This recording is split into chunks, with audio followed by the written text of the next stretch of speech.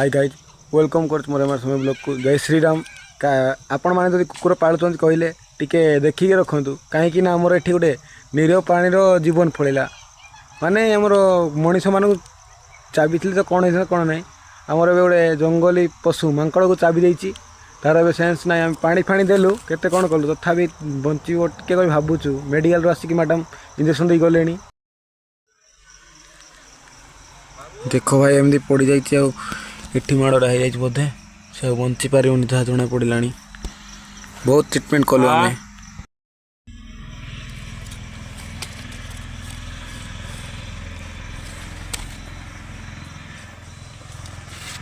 आमको तो बहुत कष्ट लगुच कहीं ट्रिटमेंट कला भी बंची पारा मांकड़टा